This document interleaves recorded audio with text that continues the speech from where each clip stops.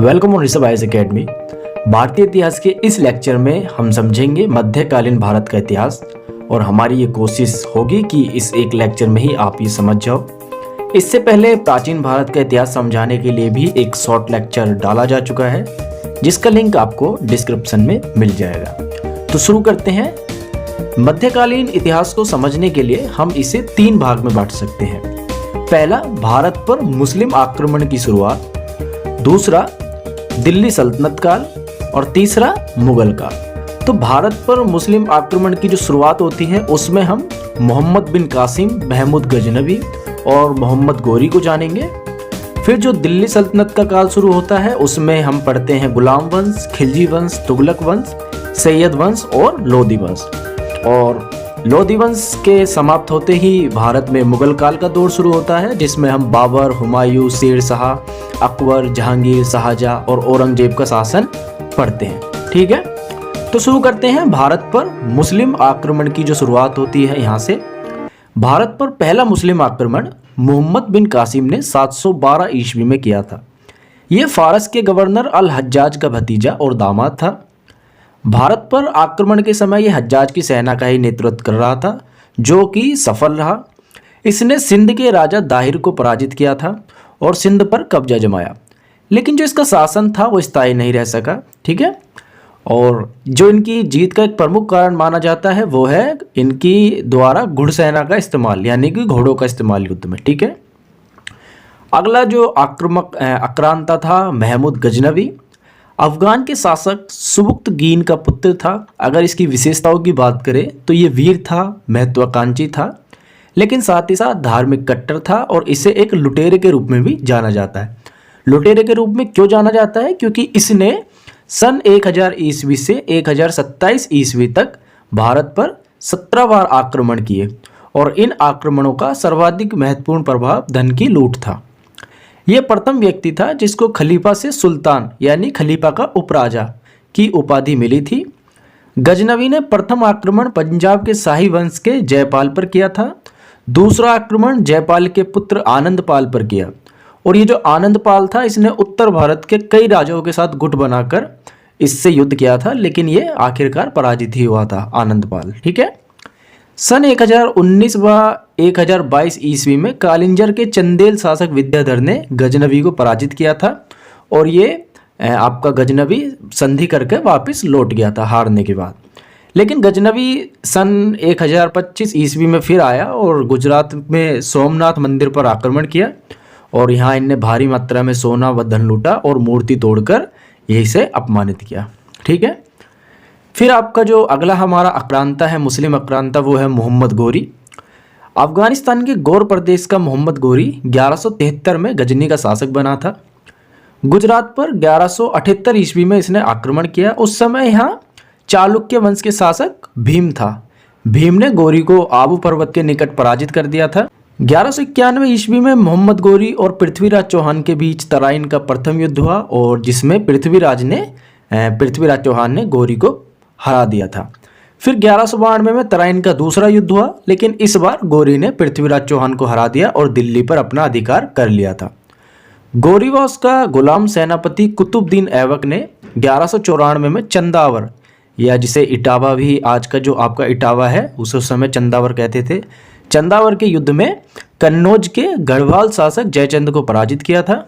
बिहार व बंगाल में गोरी के सेनापति बख्तियार खिलजी ने लक्ष्मण सेन को हराकर अपना शासन स्थापित किया और इसी अभियान में बिहार से लौटते समय बख्तियार खिलजी ने नालंदा विश्वविद्यालय पर हमला कर उसे नष्ट कर दिया था। लेकिन गोरी की एक विशेषता यह भी थी कि उसने संस्कृत लेख युक्त सिक्के चलाए थे। फिर बाद में कुतुबुद्दीन ऐबक को दिल्ली व लाहौर का गवर्नर बनाकर गोरी वापस गजनी लौट गया, जहां 1206 में गोरी की मृत्यु हो गई थी। फिर दिल्ली पर गुलाम वंश का शासन शुरू होता है और सल्तनत काल आरंभ होता है गोरी की मृत्यु के बाद। अब हम समझते हैं दिल्ली सल्तनत काल। तो सबसे पहला वंश है गुलाम वंश। 1206 से 1290 ईस्वी इसका शासन काल था। तो पहला सवाल यही उठता है कि इस वंश को गुलाम वंश क्यों कहते हैं? कुतुबुद्दीन ऐबक मोहम्मद गोरी का गुलाम था। उस समय गुलामों को सैनिक सेवा के लिए खरीदा जाता था जिन्हें उच्च शिक्षा व प्रशिक्षण प्राप्त होता था। गौरी ने ऐबक की स्वामी भक्ति देखते हुए ही इसे दिल्ली और लाहौर का गवर्नर बनाकर वापस लौटा। 1206 में गौरी की मृत्यु हो गई, जिसके बाद गौरी का कोई उत्तराधिकारी निश्चित नहीं था। तो कुतुबुद्दीन ऐबक ने दिल्ली की सत्ता अपने हाथ में ले ली और यहाँ गुलाम वंश की स्थापना हो गई और यहीं से दिल्ली में सल्तनत का दौर शुरू हो जाता है। कुतुबुद्दीन ऐबक को उसके दानी स्वभाव के कारण लाख बख्श भी कहा जाता था। इसने शेख कुतुबुद्दीन बख्तियार काकी के सम्मान में कुतुब मीनार की नींव रखी थी। अजमेर में 2.5 दिन का झोपड़ा बनवाया था। अगर इसकी मृत्यु की बात करें तो कुतुबुद्दीन ऐबक की मृत्यु चौगान खेलते समय घोड़े से गिरने के कारण हो गई थी। फिर आता है आपका इल्तुतमिश। इसका शासनकाल रहा 1210 से 1236 और यह भी गुलाम वंश का ही शासक था। तो ऐबक के बाद उसका पुत्र आराम शाह शासक बना था, लेकिन तुर्क अमीरों ने उसे हटाकर उसके दामाद इल्तुतमिश को शासक बनाया। ये जो इल्तुतमिश था ये कुतुबुद्दीन ऐबक का दामाद था। ये भारत का प्रथम वैध सुल्तान था क्योंकि इसे खलीफा से मान्यता प्राप्त हो गई थी। इसने अपनी सल्तनत का विस्तार करते हुए सिंध व मुल्तान, रणथंभोर, जालोर, बंगाल आदि पर अधिकार किया। इल्तुतमिश ने 40 विश्वास पात्र अमीरों का संगठन तुर्कान-ए-चहलगानी बनाया, जो एक राजनीतिक रूप से सशक्त संगठन था। ऐबक ने जो कुतुब मीनार का निर्माण शुरू कराया था, इल्तुतमिश ने इसका निर्माण पूरा करवा दिया था। यानी कि कुतुब मीनार का जो निर्माण था वो पूरा इल्तुतमिश ने करवाया, जबकि शुरू आपका कुतुबुद्दीन ऐबक ने किया था। इल्तुतमिश ने सोने का सिक्का, टंक और तांबे का जीतल प्रचलित किया। इसने भारत में अक्ता या इक्ता व्यवस्था की शुरुआत की। तो अक्ता व्यवस्था क्या थी? इसमें सैन्य अधिकारियों को वेतन के बदले भूमि दी जाती थी और ये भूमि के मालिक नहीं होते थे, लेकिन इनको केंद्रीय हिस्सा काटकर शेष लगान रखने और उस पर प्रशासन करने का अधिकार होता था, जो भूमि इन सैनिक अधिकारियों को दी जाती थी। फिर आता है रजिया सुल्तान का नंबर। तो इल्तुतमिश ने रजिया सुल्तान को अपना उत्तराधिकारी नियुक्त किया था और रजिया प्रथम मुस्लिम महिला सुल्तान थी। लेकिन मुस्लिम वर्ग को इल्तुतमिश का किसी महिला को वारिस बनाना नामंजूर था, इसलिए उसकी मृत्यु के बाद उसके छोटे बेटे रकनुद्दीन फिरोज शाह को राज सिंहासन पर बैठाया गया, लेकिन यह अयोग्य सिद्ध हुआ। रजिया ने फिरोज को अपदस्थ करा और खुद शासक बनी। रजिया का विरोध उलेमाओं द्वारा होता रहा और रजिया विरोधी उलेमाओं से पराजित हुई। फिर इसने एक अमीर अल्तुनिया से विवाह करके सत्ता प्राप्त करने का प्रयत्न किया, लेकिन ये पति सहित मारी गई। फिर आपका नासिरुद्दीन मोहम्मद बनता है शासक। तो इल्तुतमिश का ये पौत्र था। लगभग 20 वर्ष तक इसने शासन किया। बलबन इसका नायब था, या आप कह सकते हो कि इसका मुख्यमंत्री था। इसके बाद बनता है शासक बलबन। तो इसका शासनकाल रहा 1265 से 1287 ईस्वी तक। इसने कठोर अनुशासन, पद की प्रतिष्ठा, उच्च वर्ग को प्राथमिकता पर बल दिया। बलबन ने सिजदा और पावोस की प्रथा शुरू की थी। तो सिजदा में क्या होता था? सुल्तान के सामने हाथ बांधकर झुकते थे, जबकि पावोस में सुल्तान के पैर चूमे जाते थे।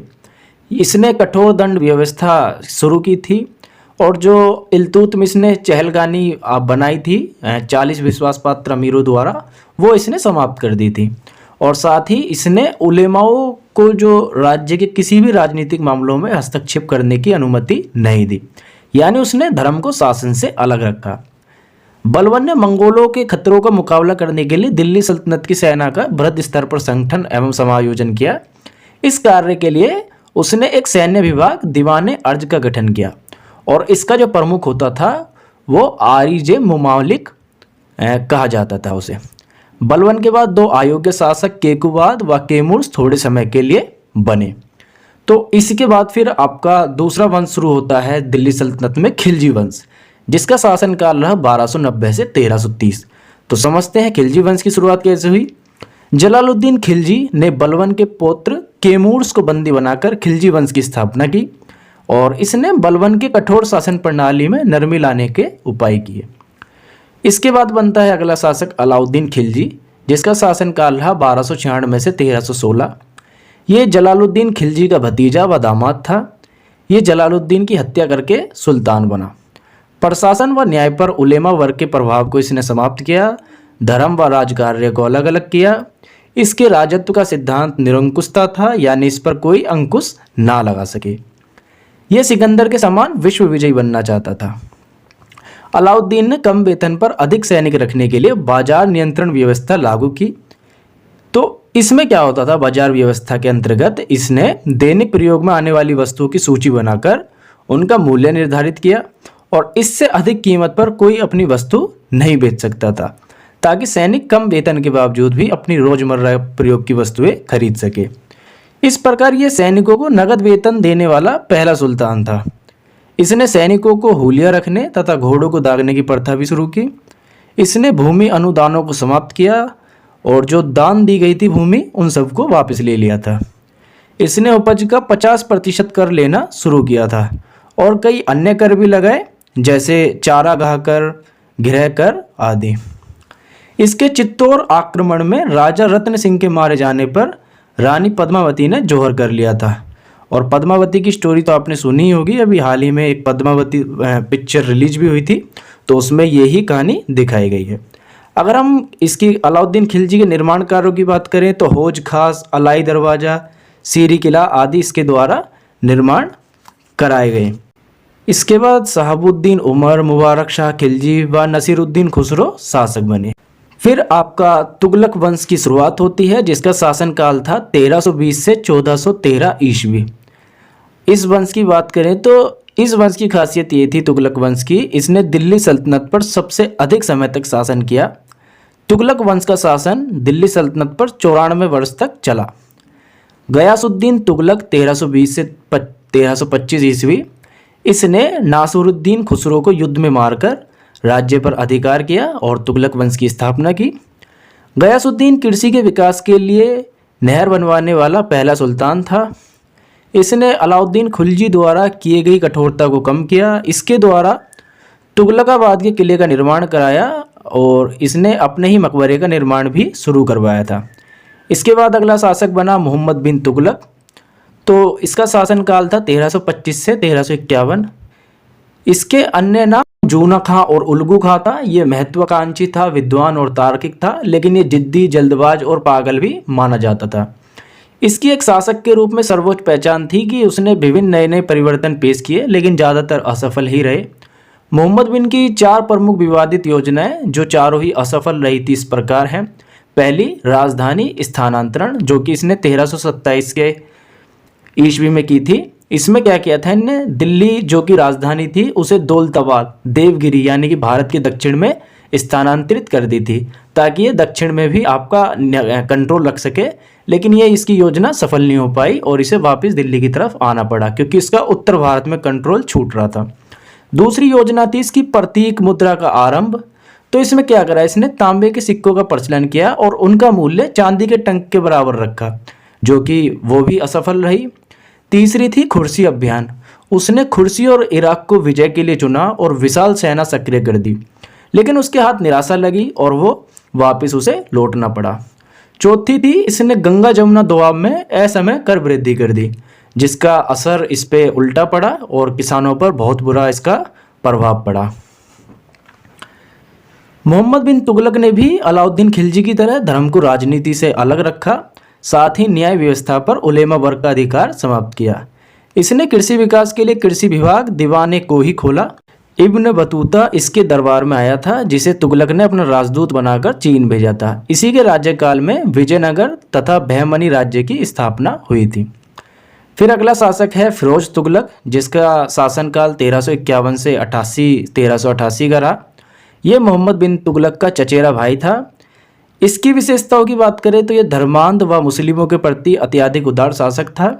इसने नहरें, अस्पताल, दानशाला, पाठशालाएं तथा मदरसे बनवाए। ज़्यादा नहरें बनवाने के कारण इसे नहर प्रणाली का जनक माना जाता है। कठोर दंड व्यवस्था समाप्त की तथा भ्रष्ट अधिकारियों को भी इसने क्षमा किया। उलेमा वर्ग को राजनीति में प्रमुखता दी।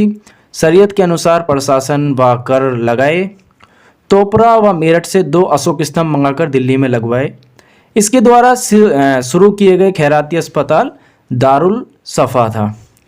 तुगलक वंश का अंतिम शासक नसरुद्दीन मोहम्मद तुगलक था, जिसके काल में समरकंद के शासक तैमूर लंग ने आक्रमण किया और दिल्ली, हरिद्वार, मेरठ, कांगड़ा व जम्मू में भारी लूटपाट व जनसंहार मचाया था। फिर तुगलक वंश के बाद जो अगला वंश आता है दिल्ली सल्तनत में वो है सैयद वंश, जिसका शासनकाल 1414 ईस्वी से 1450 ईस्वी तक रहा। इसकी स्थापना खिज्र खान ने की, जो पंजाब में तैमूर लंग का गवर्नर था। ये स्वयं को पैगंबर का वंशज बताते थे। खिज्र खां के बाद 3 और शासक हुए। फिर आपका जो शुरू होता है दिल्ली सल्तनत में वंश वो है लोधी वंश, जिसका शासनकाल था 1451 से 1526। लोधी वंश जो था ये दिल्ली सल्तनत का प्रथम अफगान वंश था, ठीक है। और इसकी स्थापना किसने की थी? बहलोल लोधी ने, ठीक है। और इसने जो ये बहलोल लोधी था जौनपुर को भी दिल्ली में मिला लिया था। बहलोल का उत्तराधिकारी उसका पुत्र सिकंदर लोधी था। और सिकंदर लोधी के उल्लेखनीय कार्य हैं भूमापन के लिए सिकंदरी गज नामक प्रमाणिक गज बनवाया तथा 1504 में आगरा की स्थापना की। सिकंदर के बाद उसका पुत्र इब्राहिम लोधी गद्दी पर बैठा। ये लोधी वंश का आखिरी शासक था। इब्राहिम लोधी ने अफगान परंपरा से हटकर कठोर अनुशासन लागू किए, जिससे कई अमीर नाराज हो गए थे। तो पंजाब के गवर्नर दौलत खां लोधी और इब्राहिम के चाचा आलम खां लोधी ने बाबर को भारत पर आक्रमण के लिए उकसाया, जिससे 1526 में पानीपत का युद्ध हुआ, जिसमें बाबर ने इब्राहिम लोधी को पराजित कर दिल्ली व आगरा पर अधिकार कर लिया। और यहाँ से भारत पर मुगल काल का आरंभ हुआ। मुगल काल को हम अगले लेक्चर में समझेंगे, जो कि अगेन एक इम्पोर्टेंट लेक्चर होगा। मैं आशा करता हूँ कि आज का लेक्चर देखकर आप मध्यकालीन इतिहास में मुस्लिम आक्रमण से दिल्ली सल्तनत तक समझ गए होंगे। तो लेक्चर यहीं समाप्त करते हैं। लाइक करें, कमेंट करें और अगर चैनल पर पहली बार हैं तो चैनल को सब्सक्राइब करें। धन्यवाद।